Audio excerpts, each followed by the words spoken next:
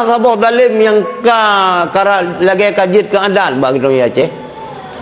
Nyo payah tak sampuh. Meninggal mak, meninggal ayah. Nah, anak agam yang Tuhan. Sa dua leh anak agam. Dua lima enam ani nang. Nya ante sakit mak sakit ya, yang pertimbangan ani nang. Itu panena. Kadang pat tertinggal. Kau meninggal. Hana ada perae lagi tanya. Antai pegah le adik dia inang. Nyam sawah bakah. Lah kau. Hai kata uji pi ro rante.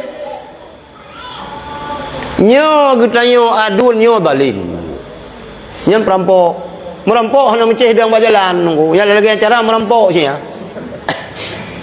Baik dah fikir dia merampok, beri paket sebu. Iman senjata, iman pidium sang lang yang kon. Nyan lagi nyan la rumah tangga yang perampok. Zalim nunggu. Sebab begitu meninggal, nyan kaleha layan nyan kahak muaris. Kecuali yang na utang ataupun na wasiat.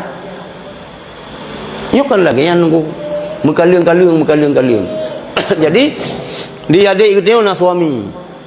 Ka meninggal adik dia. Ka selesai. Padahal le suami ji nai jo ala 18 ala 10 padu bab rumah ni. Miunanu. Ala 16 kedua lu. Nai jo pusaka le suami bab rumah ji. Karena le kita yang aduan bunuh hantabi. Ini masalah rayu nunggu. Masalah rayu. Hai takut sing. Nyo rata-rata ya Aceh lagi nang. Detam ngutun bakna agam.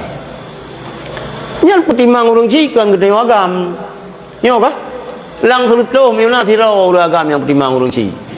Anu inang yang pertimang. Le gede urang agam nyo bertasadari bertatupu nunggu. Yang payah tak ucap terima kasih ke seorang kan kado dia inang ke linto adik tu ke bang ipar tu ke adik ipar tu ya agam menyuso yang pertimang urung cik kita nyan sebab le adik kita yang inang le kak kita nyo menyuhana izin lah kau linto ke hanjir dia khidmat mak kita nyo ke hana tinggal dia hana ke ada Sabah pingan yang lekenya dia ke karu. Pingan kenubah jamun ni. Pingan puan naga jamun putra. Pingan tapak gajah. Yang dia ke karu. Nyo zalim nunggu. Tapi long zalimnyo ka mengakar kezaliman lagi nyo. Hello.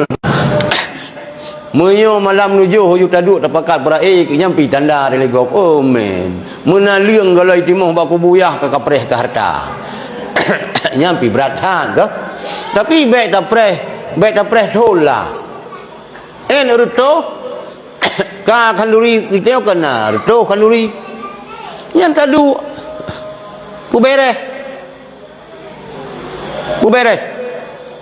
yang jatah purai yang dibayai kun le hukum. Tapi apabila nyo hana ada pubut sama dengan geteo zalim.